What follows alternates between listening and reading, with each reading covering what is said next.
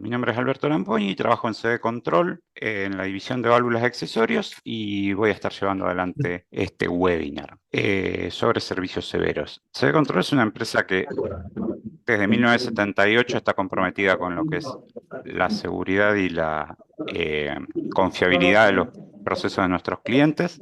Les decía, desde 1978 la empresa está comprometida con la seguridad y eficiencia de los procesos de nuestros clientes, con soluciones altamente tecnológicas en lo que es válvulas, instrumentos de medición y control. Sí, tratamos de estar siempre en todo el ciclo de una aplicación, desde el relevamiento inicial hasta lo que es asistencia en la puesta en marcha, mantenimiento o incluso concursos o charlas de capacitación como es en este caso, ¿sí? Y si no me voy a extender más sobre lo que hacemos en CB Control, pueden ir a nuestra página web, cbcontrol.com.ar. Tenemos 3 unidades de negocios, tenemos instrumentación, ensayos no destructivos y válvulas, que es donde trabajo yo. Yo soy el responsable del área. Y vamos a ir directamente al punto que nos trae aquí, que es, sí, bueno, acá me hacen un comentario, disculpen la interrupción.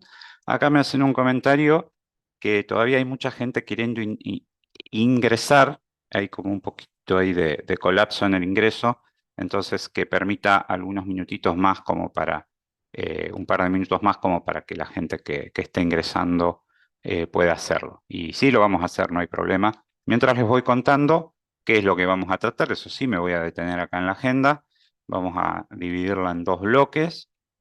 Vamos a tratar de entender los problemas de servicios severos en válvula de control, qué los causa, ¿sí? Los vamos a dividir en lo que es flujo de líquidos y de gases, porque se comportan distinto y porque los problemas que generan, los efectos que generan, mejor dicho, son diferentes. Y también en un segundo bloque vamos a intentar hacer una aproximación muy breve, pero aproximación al fin de cómo solucionar esos problemas o qué soluciones tenemos a mano en forma general, sin nombrar soluciones específicas, ni marcas específicas, ni diseños específicos. Sí voy a usar unas imágenes que son propias de la marca con la que trabajamos, porque bueno, es lo que conozco y lo que tengo a mano como para ilustrar, pero siempre haciendo una referencia genérica a cómo abordamos este tipo de problemas, y cómo se pueden solucionar. Vamos a tratar algo de corrosión, o sea, vamos a mencionar la corrosión también, si bien a veces más que servicio severo sería como un servicio especial o una condición especial, pero bueno, muchas veces aparece este, combinada. Bueno, ahora sí, vamos a ir avanzando un poquito hacia la temática, igual vamos a ir despacio. A ver si tengo control aquí. Sí.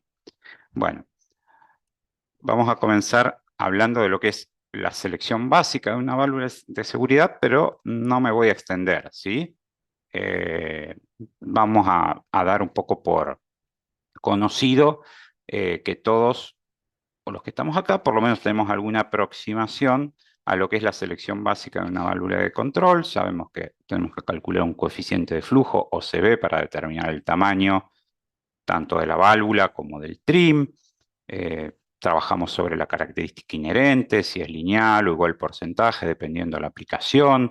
Estudiamos su rangeability, queremos que la rangeability de la válvula que estamos seleccionando pueda satisfacer los extremos que tenemos en nuestra aplicación, ¿no?, de control en los puntos máximo y mínimo. Y así podemos seguir con otros puntos de selección, que, como les digo, no me voy a extender, voy a darlos como que ya más o menos los conocemos todos. Y si no, si hay alguno que no los conoce, bueno, tenemos presentaciones y charlas de aspectos más básicos de selección de válvulas de control, donde nos podemos extender mucho más sobre eso y cómo se calcula y cómo podemos hacer diversas selecciones como para encuadrar estos aspectos, ¿no? Vamos a empezar un poco más el tema con una afirmación, una afirmación del tipo que muchos conocemos para todos, ¿no? Del tipo de 80-20, ¿no? 85-15, como dice en este caso, que más allá que está tomado de un estudio que se hizo en Estados Unidos, con algunos casos reales o con muchos casos reales, es también algo que me lo encuentro bastante en charlas cuando uno está en planta, es bastante común. No sé si ustedes tienen alguna experiencia, la pueden comentar también en el chat, y después la vemos al final, pero por ahí sí es normal. Me ha pasado estar en planta y bueno, con el equipo de mantenimiento, y uy, la planta se ve nueva, anda todo bien. Sí, pero siempre son estos mismos dos o tres sistemas los que nos dan dolor de cabeza. O bueno, siempre es lo mismo. Siempre es el mismo sistema el que está ahí molestando y el que nos lleva la mayor parte del tiempo, ¿no? Y con las válvulas pasa, eso me ha pasado y con las válvulas también pasa, ¿no? O sea, la mayoría de las válvulas de control son tranquilas, no tienen condiciones severas, trabajan bien, casi no nos damos cuenta que están ahí, pero sí hay algunas pocas que sí merecen una atención dedicada y vamos a tratar de ir hacia ello. Eh, ¿Dónde está el problema cuando nos enfrentamos a un servicio severo o a algo que sospechamos que es un servicio severo? Se puede resumir bastante en decir que tenemos normalmente demasiada energía en el camino de flujo del fluido. Es decir, por dentro de la válvula tengo demasiada velocidad, demasiado caudal. eh, Esto generado la mayoría de las veces por una elevada caída de presión, que es un dato del sistema. La válvula de control tiene que vivir con eso. La mayoría de las válvulas de control están diseñadas, es una restricción diseñada justamente para eso, para ser una restricción, para generar una diferencia de presión entre la entrada y la salida. Ahí se apoya su capacidad de control muchas veces, o simplemente el proceso lo necesita. Tengo que descomprimir, tengo que controlar una recirculación, tengo que liberar gas a un venteo, en fin. Muchas veces la caída de presión está ahí y no puedo hacer nada con ello. La válvula tiene que vivir con eso.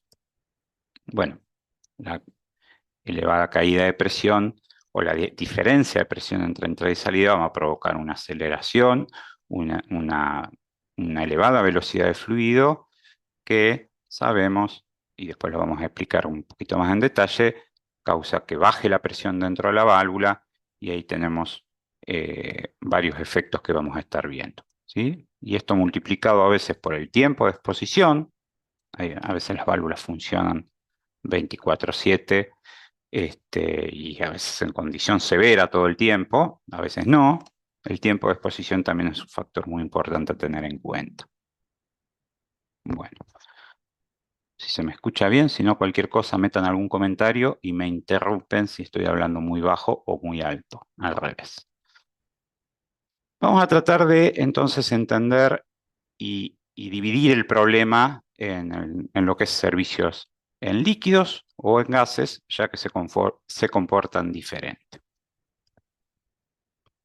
¿Sí? Para esto nos vamos a ayudar de un diagrama típico, que no porque sea conocido y quizás ya lo conocemos todos, sea menos importante como para tratar de volver a analizarlo y entender qué es lo que está pasando allí donde tenemos un servicio severo. Generalmente, como les decía, podemos resumir el problema en que hay demasiada energía en el camino de flujo de fluido. Ese camino de flujo va desde la entrada hasta la salida, pasando por dentro de la válvula, por la restricción, que es el trim.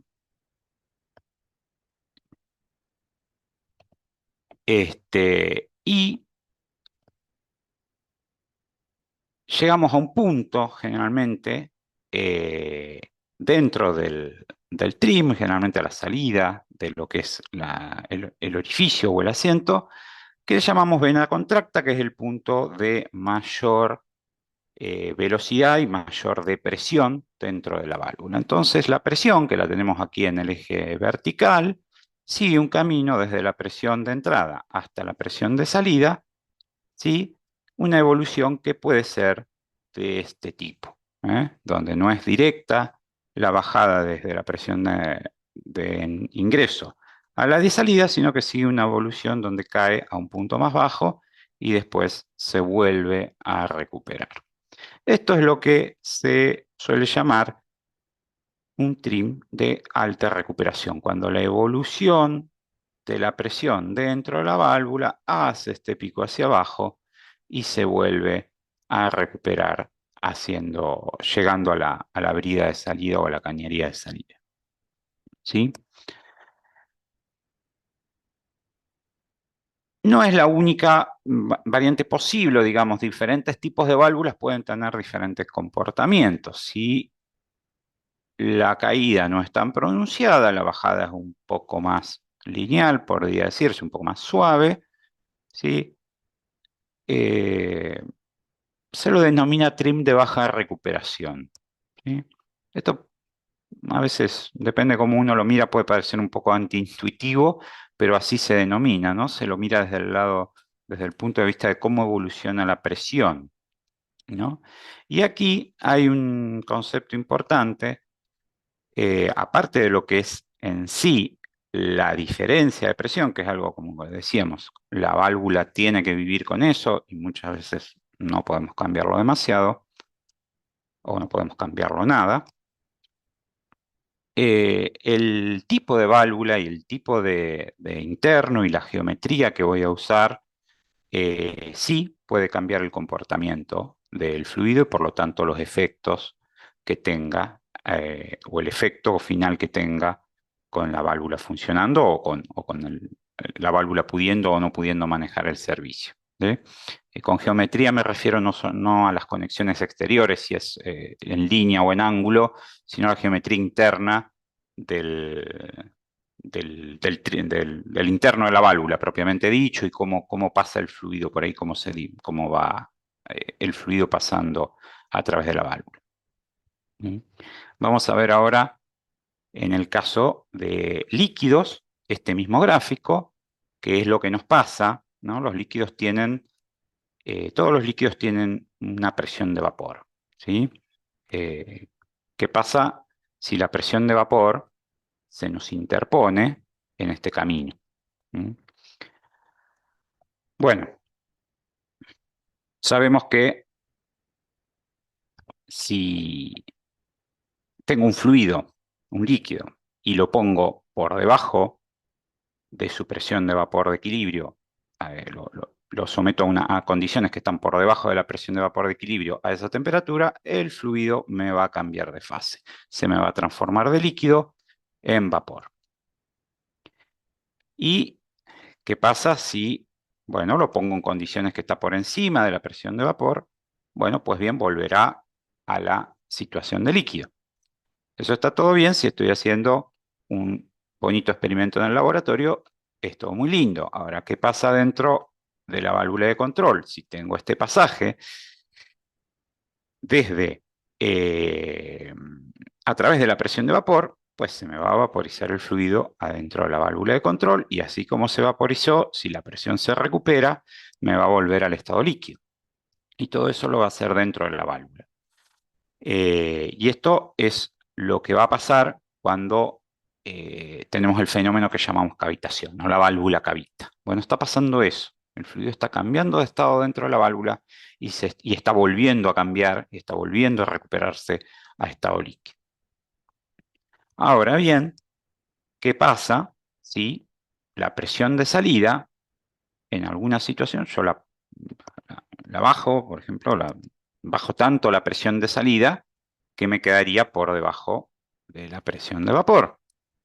O bien, directamente la presión de vapor es tan alta que me sobrepasa la presión de salida. Pues bien, el fluido cambiará de estado, se me convertirá en vapor, pero ya no vuelve. Entonces me queda en estado vapor a la salida y es lo que se conoce como flasheo. Bastante común también.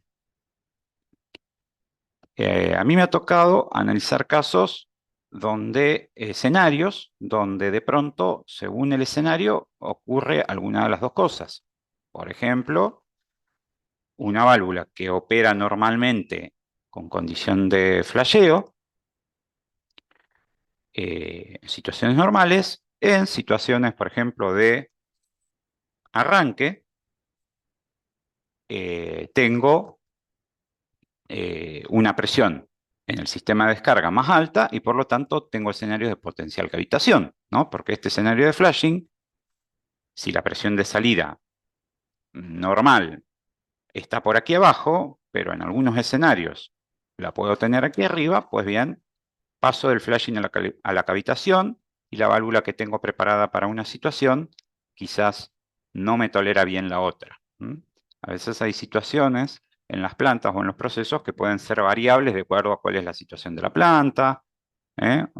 Si es un arranque, por ejemplo, o es una situación anormal. Eso puede pasar también. Este es un caso que por lo menos a mí me ha tocado analizar alguna vez. ¿Mm?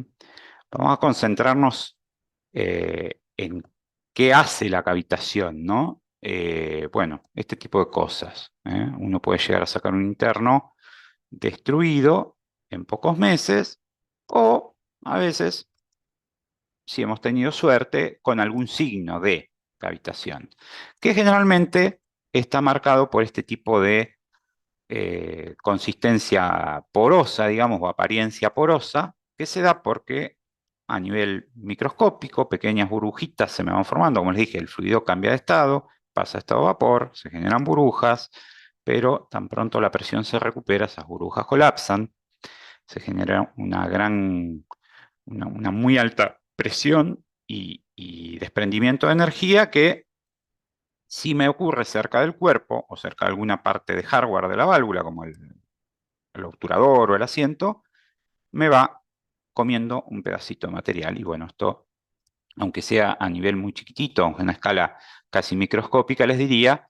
se va multiplicando, obviamente, cantidad de burbujas, y bueno, en el tiempo aparece este tipo de efecto. ¿Eh? En cambio, el flasheo, cuando hace daño, ¿sí? Hay válvulas que trabajan con flasheo casi por situación de diseño, pero cuando el servicio es severo y el flasheo está causando daño, bueno, pues bien, ya las burbujas no se colapsan, ¿sí? Parte del fluido me queda en estado gas, en estado vapor.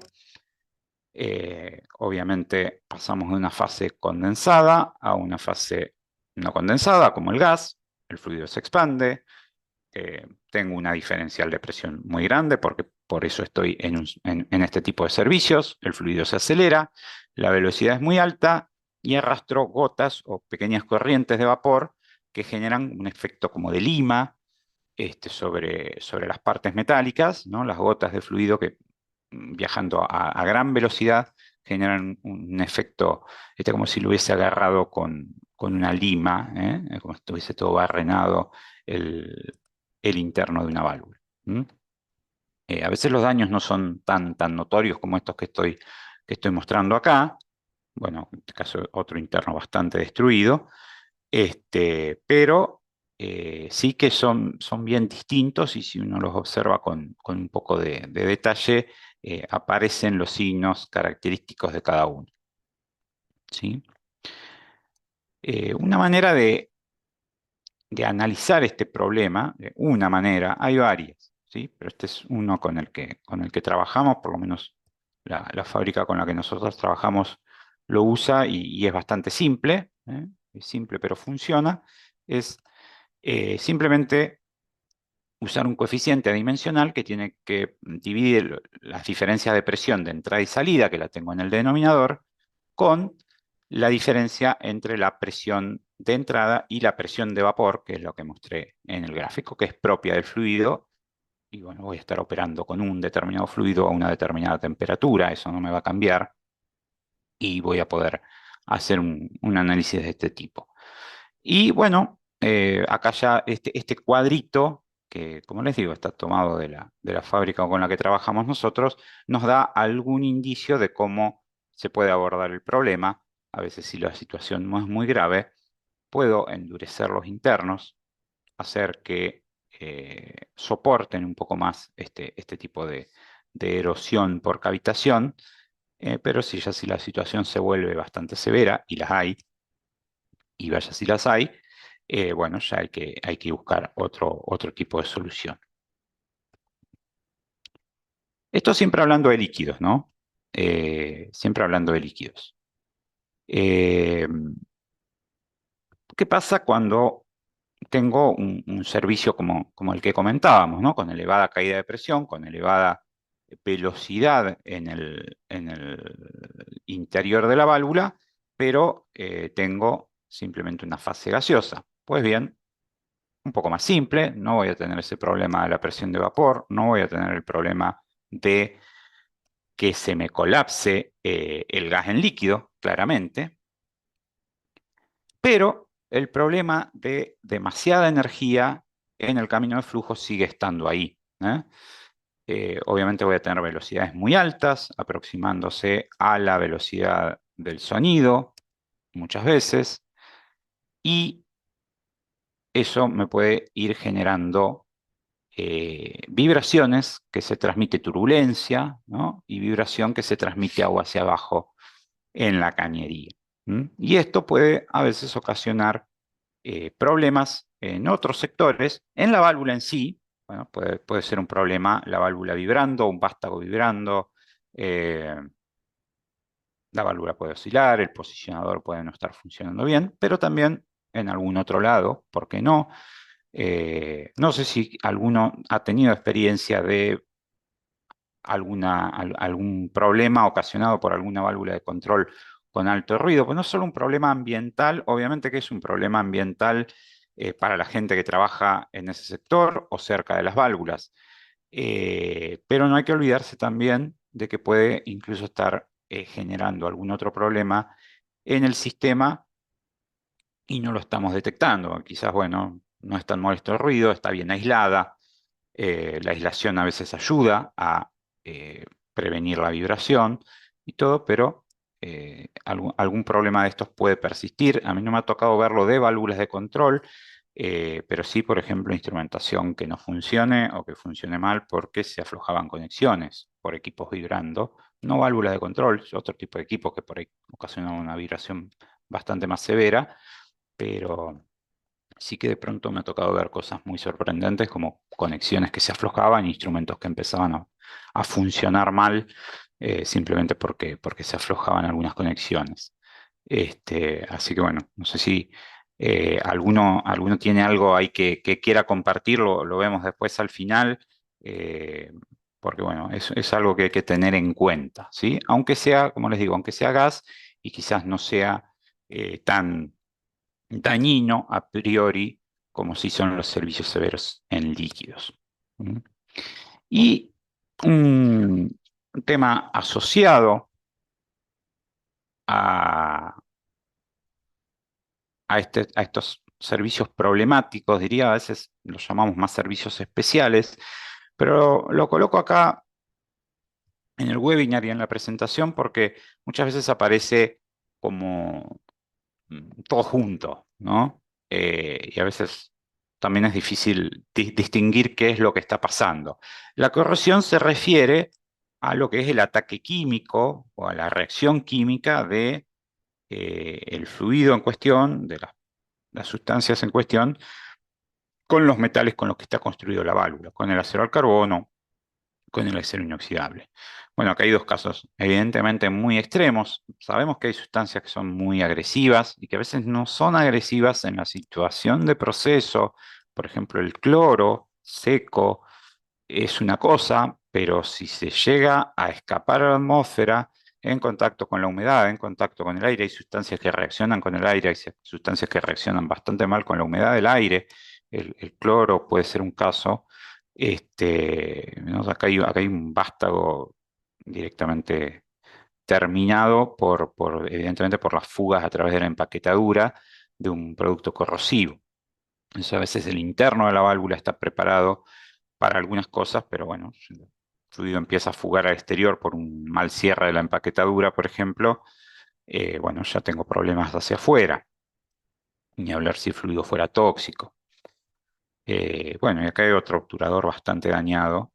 Estos son daños bastante evidentes, pero a veces pasa que no es tan claro.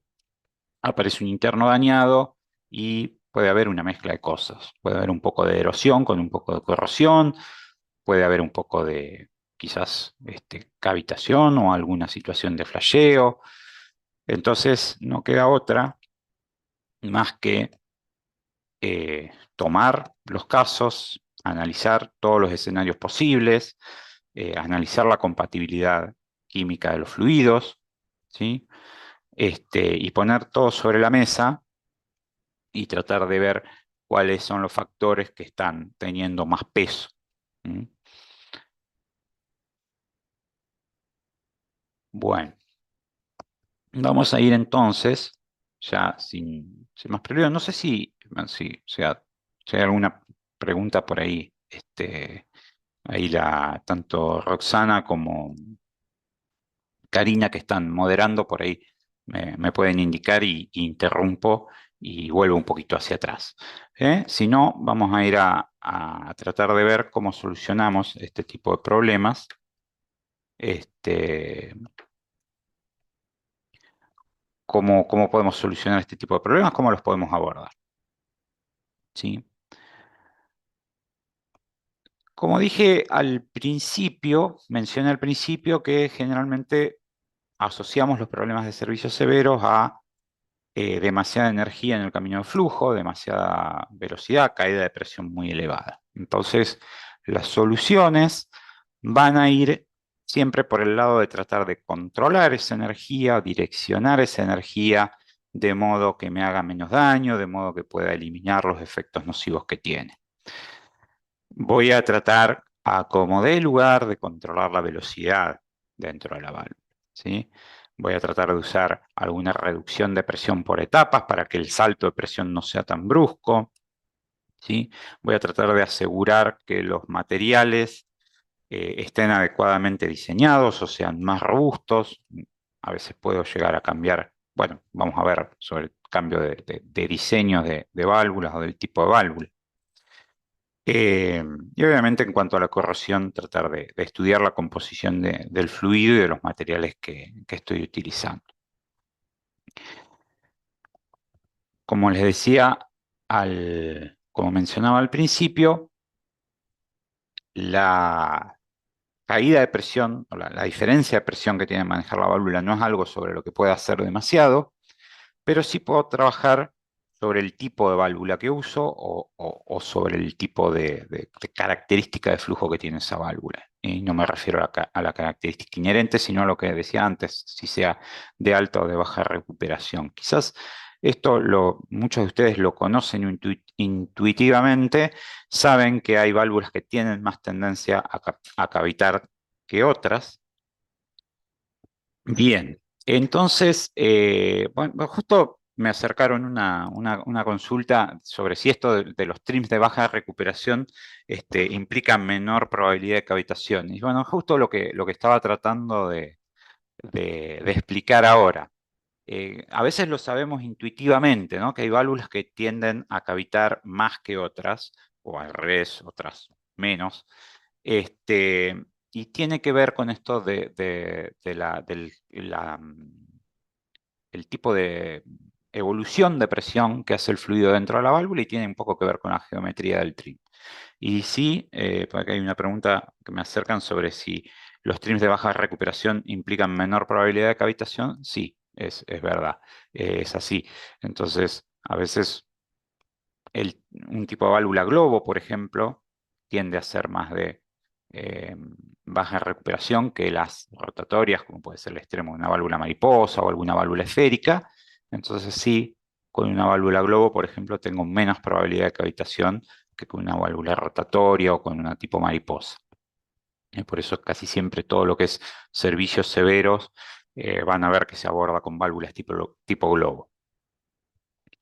Eh, Puedo incluso ir más allá, intentar diseñar un trim que tenga una reducción de presión más escalonado, que le cree un camino un poco más tortuoso al fluido para que no vaya tan directo desde una presión alta a una baja.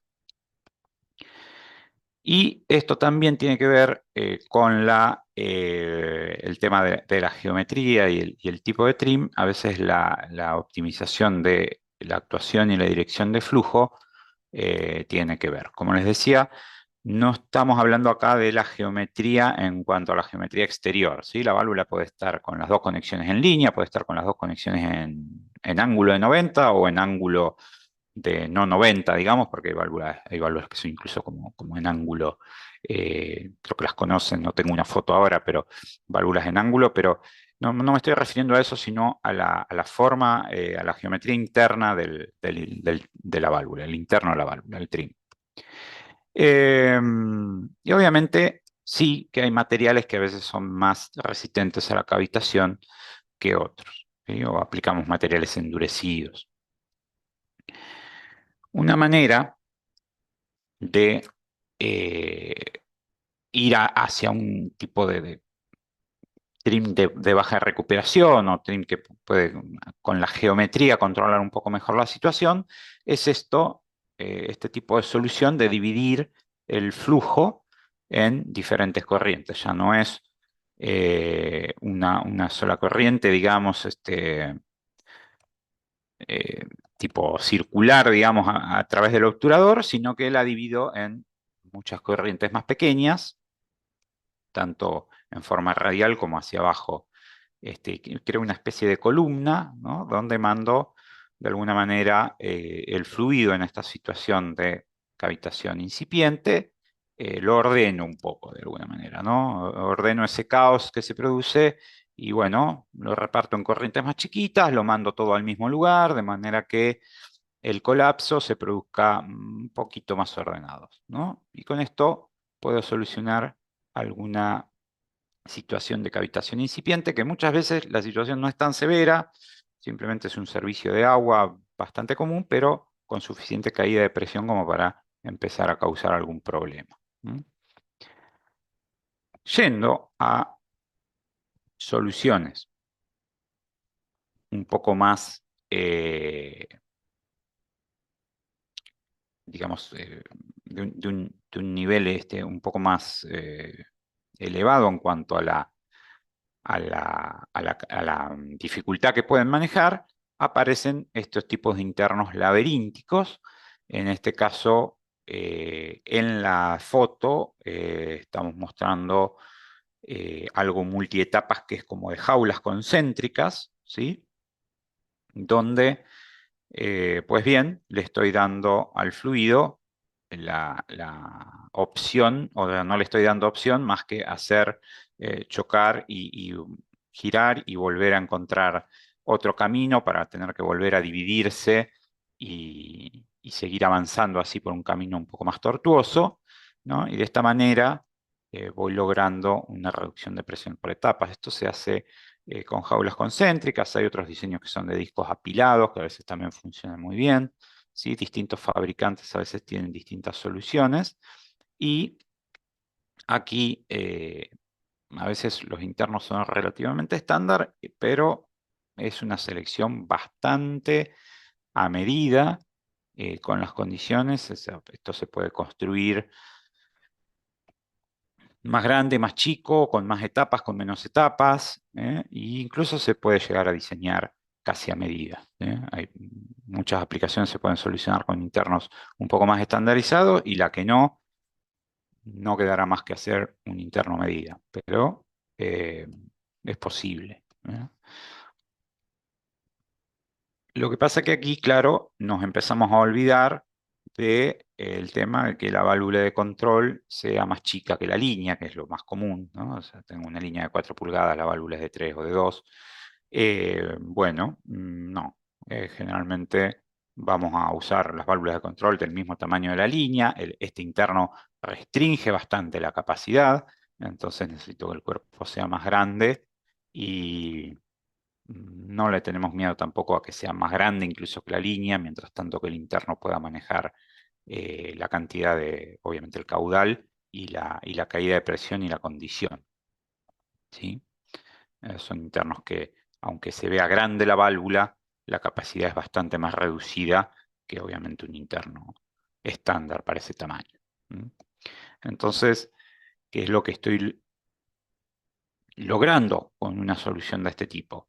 Pues bien, llevar, como hablaba al principio, llevar desde la presión de entrada a la presión de salida, traerlo al fluido forzado por un camino un poco más suave, un poco más lineal, ¿sí? Así en escaloncitos, de manera que nunca me llegue a superar la barrera de la presión de vapor, que la puedo tener más abajo, pero si el servicio es bastante severo, la puedo tener bastante arriba, casi igual a la P2, entonces tengo que llevar el fluido con mucho cuidado, etapa por etapa, por un camino que me convenga, ¿m?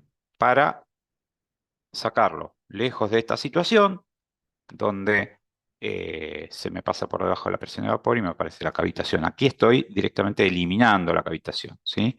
Con un interno de este tipo, bien diseñado y bien aplicado, eh, la cavitación simplemente no aparece.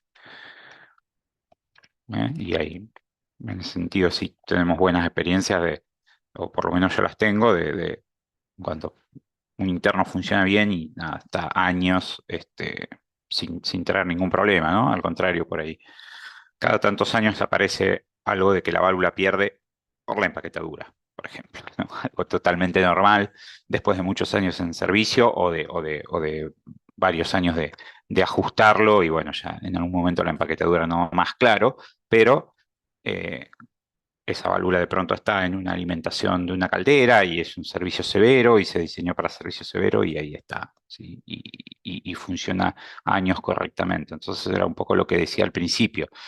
Si yo tengo una válvula que cada 3 meses me está dando el problema de que la tengo que ir a hacer un mantenimiento, bueno, es indicio de que algo pasa. ¿M? Será cuestión de estudiar qué le pasa, ¿no? No todos los problemas se resuelven a veces fácilmente con un interno por etapas o con un interno anticavitación, pero es cuestión de estudiar qué pasa.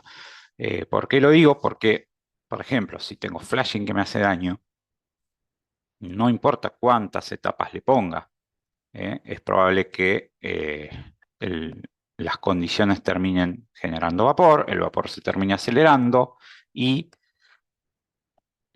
la erosión con el tiempo, más temprano o más tarde, termina ocurriendo. Y la foto que mostré al principio en la presentación es de un interno que tiene jaulas concéntricas y tiene toda la pinta de ser un interno anticavitación, pero sí que, eh, nada, con el tiempo el flasheo o la erosión hizo su trabajo. ¿Mm? Entonces, si nos enfrentamos a un problema de flasheo que está generando daño, a veces se puede buscar algún otro tipo de solución, como por ejemplo crear algo así, como esto que parece una tobera de una válvula de seguridad, pero mirando hacia abajo, con el fluido entrando por la entrada lateral, una especie de interno sería como de sacrificio, ¿no? Bueno, hacer que el fluido se conduzca por ahí, hacer esa pieza de un material especial o más endurecido y eventualmente eh, si con el tiempo se daña, pues bien, que sea fácil de recambiar y recambiar esta pieza y seguir adelante y que no se destruya toda la válvula o que no se destruya todo un trim que es muy costoso de recambiar o de tener en stock para recambiar muy seguido, ¿no? Y por ahí estoy recambiando una o dos piezas simplemente cada tanto tiempo. Este es un tipo de solución que se puede hacer. Yo tenía un profesor que decía a veces, bueno, contra el flashing no hay nada que hacer más que endurecer los internos. Bueno, a veces alguna solución creativa por este lado también se puede llegar a hacer. Y si no, eventualmente, bueno, pues buscar el material más duro que pueda y bueno, tratar de que aguante el mayor tiempo posible. Eh, en el caso del ruido y la vibración, acá, bueno, justo me acercaron un comentario del chat. Yo no puedo estar viendo el chat todo el tiempo porque si no estaría como muy distraído de la presentación, pero me acercaron una, un comentario que dice, las termoboinas se cortan por excesiva vibración. Y bueno, lo he escuchado eso también, sí, lo he escuchado y siempre me daba como, no sabía si darle entidad completa, pero veo que acá hay otro más que ha tenido la misma experiencia y bueno, debe ser que sí entonces, que la vibración puede hacer esos efectos. Em, no sé si exactamente por una válvula de control, pero sí que créanme que las velocidades a veces pueden ser muy altas y si las válvulas son grandes, el efecto multiplicador puede ser bastante importante. eh, Al punto también incluso de llegar a dañar la válvula, ¿sí? Entonces por ahí hasta conviene buscar algún diseño que sea más sobredimensionado o más robusto desde la parte del bonete o del vástago, por ejemplo, para que la vibración no lo termine dañando o desprendiendo o rompiendo. Y bueno, las soluciones a veces del tipo de multietapas también existen para fluidos gaseosos. Lo único que, bueno, en este caso particular, o sea, cada fabricante a veces tiene su arte en cómo lo hace. En este caso particular, el flujo se dirige por abajo, ¿sí? Flujo de abajo hacia arriba, con el gas saliendo hacia afuera. ¿eh?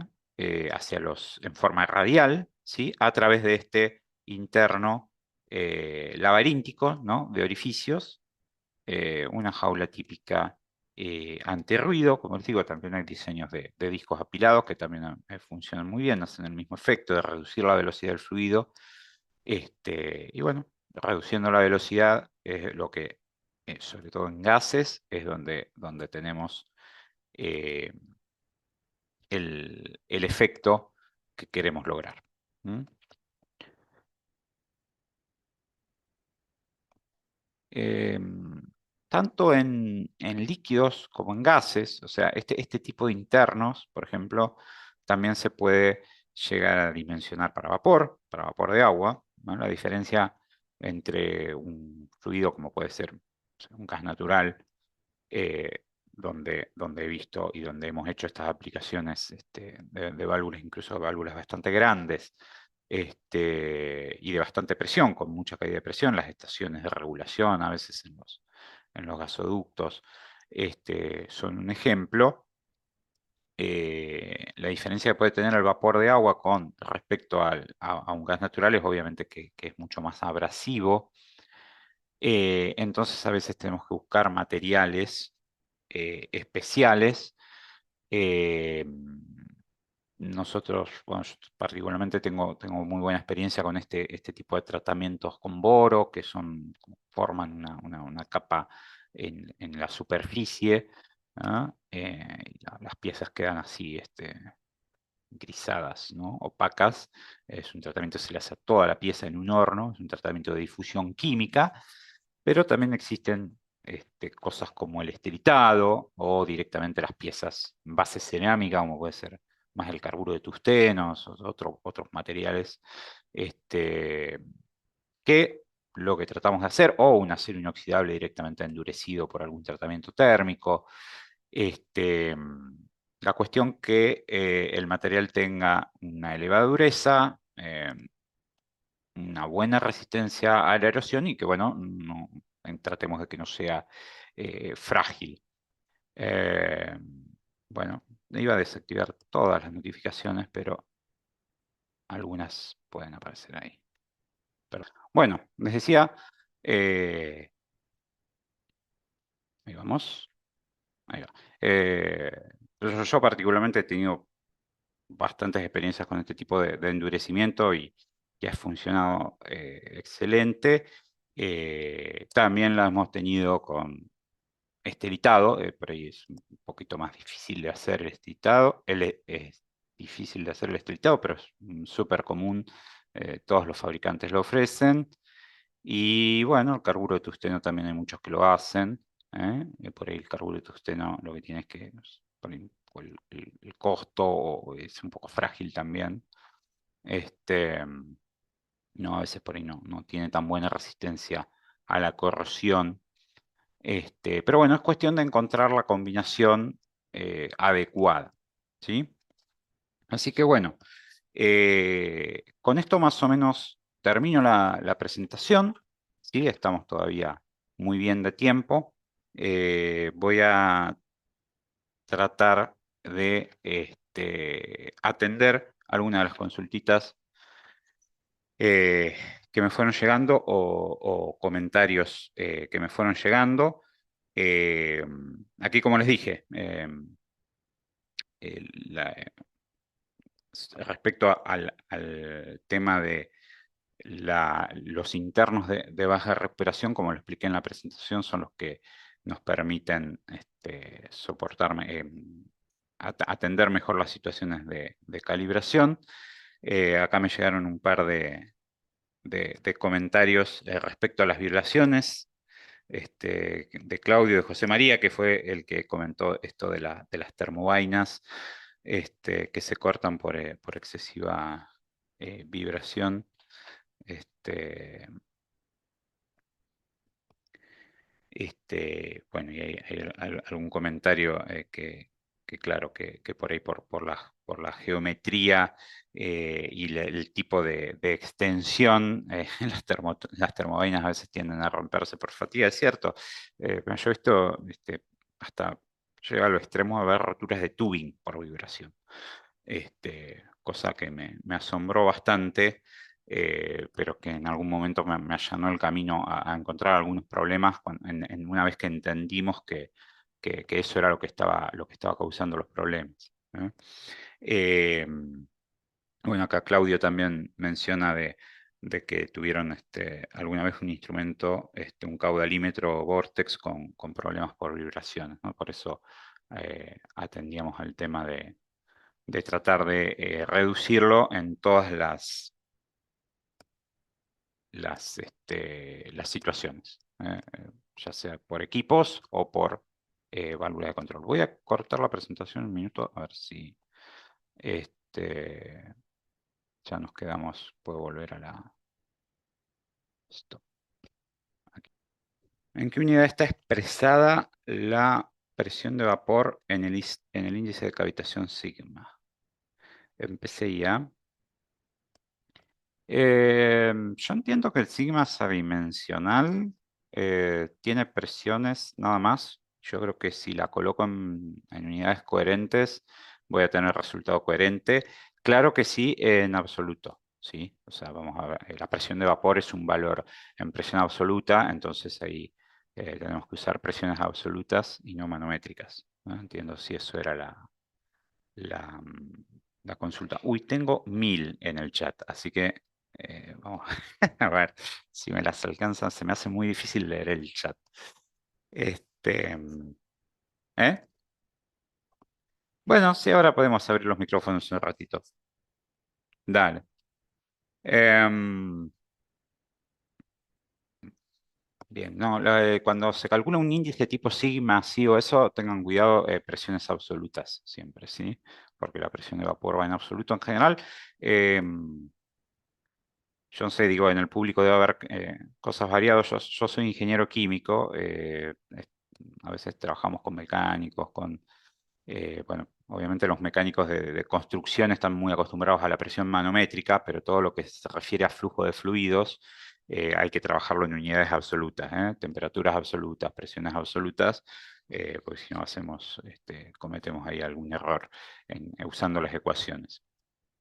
Eh, ¿Qué tipo de válvula de control recomendaría para un servicio de flujo bifásico con posible presencia de partículas sólidas? Sí, habría que estudiarlo, habría que estudiarlo. eh, pero bueno, cuando el flujo es bifásico, si digamos, si está arrastrando, hay que ver qué tipo de sustancia está arrastrando y cómo lo está arrastrando. A veces usamos una válvula tipo lineal. Si es bifásico, si no hay cavitación, digamos, si no va a haber cavitación y es bifásico, como que la fase líquida es bien líquida y la fase gaseosa es bien gaseosa, Probablemente usemos una válvula, tratemos de usar una válvula lineal para que el fluido corra un poquito mejor, eh, pero bueno, depende de cada situación. Digamos, si el fluido está flasheando, podríamos usar algo que tenga alguna geometría que ayude, como que pueda ser en ángulo.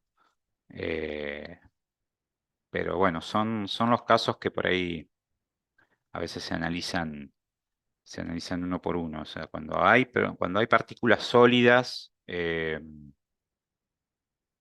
tendemos a querer usar las válvulas de tipo, ya sea de tapón excéntrico, las rotatorias que tengan un pasaje recto, como para que no se acumule el sólido, como que para que el sólido pueda correr más fácil.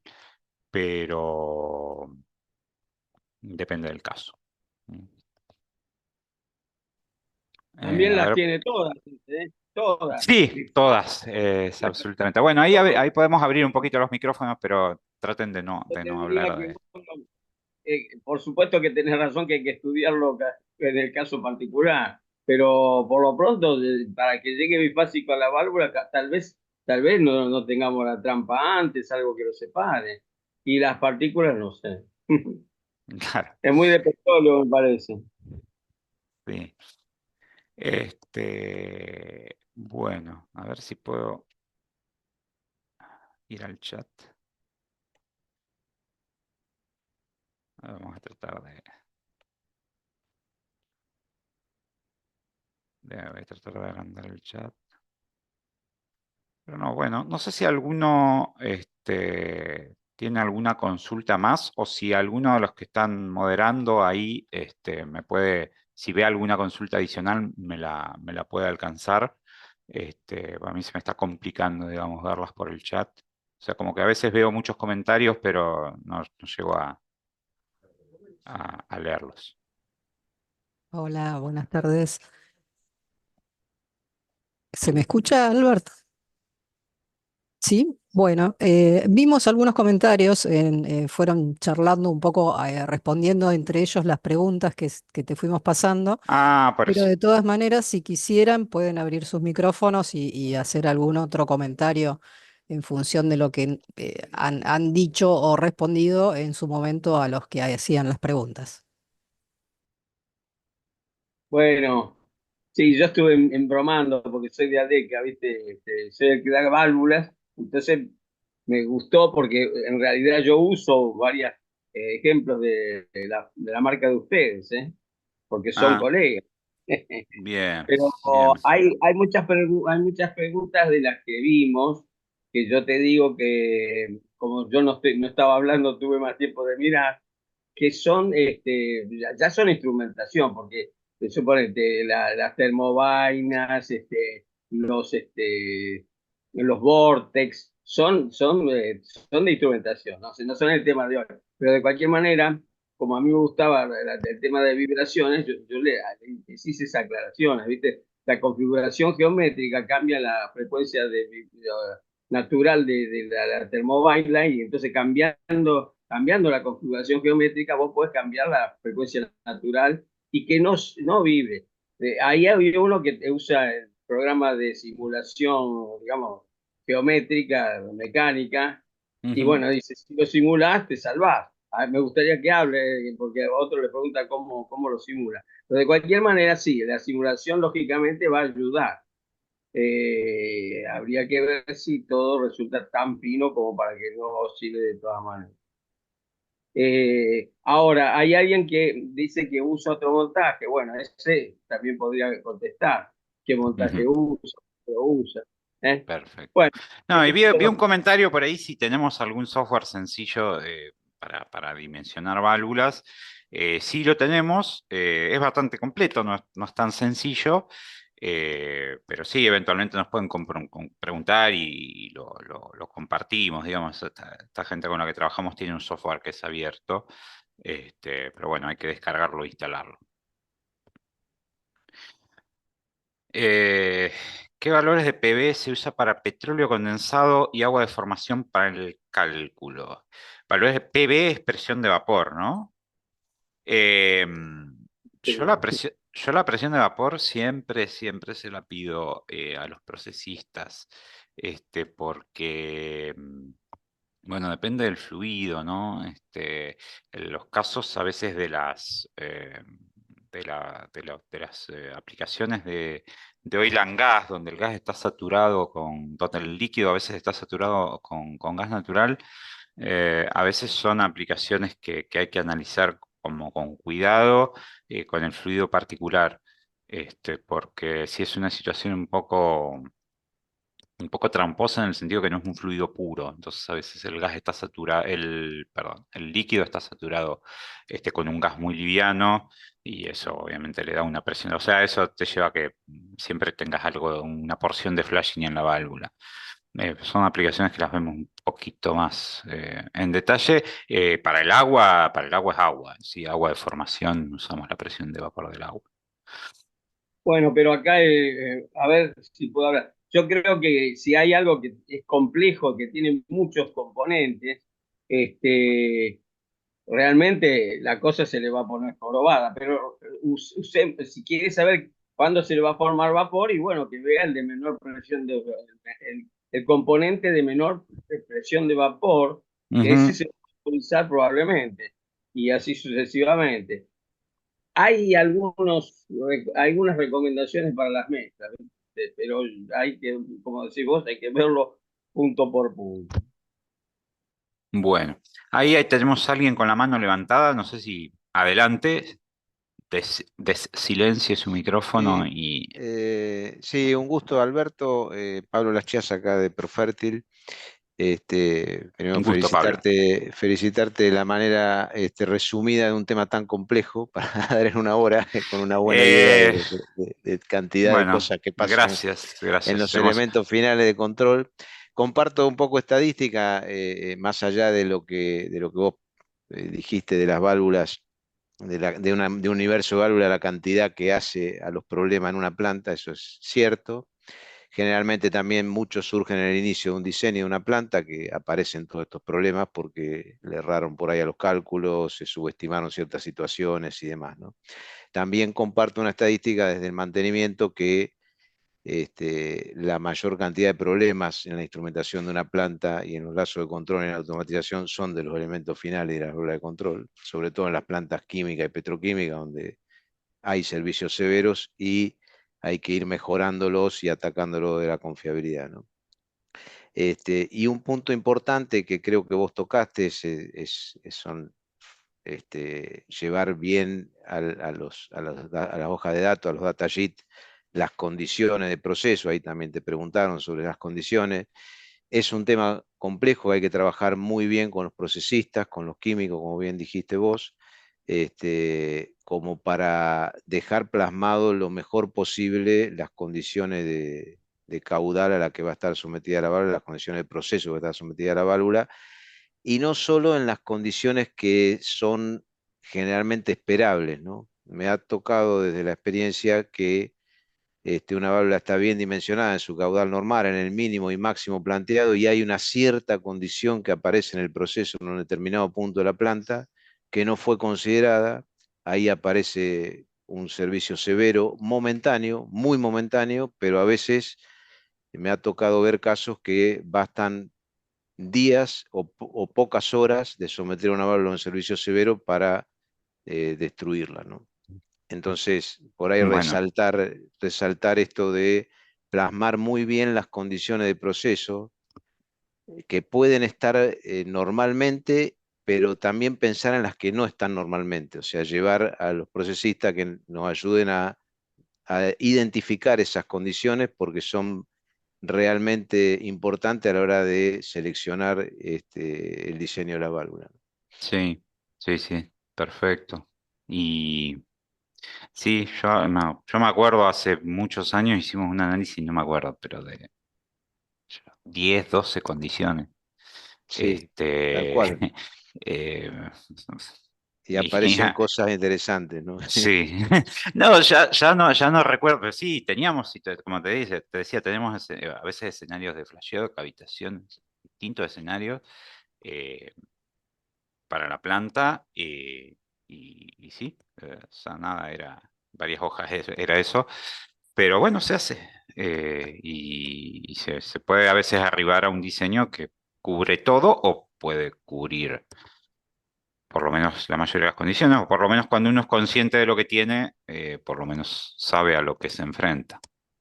Correcto.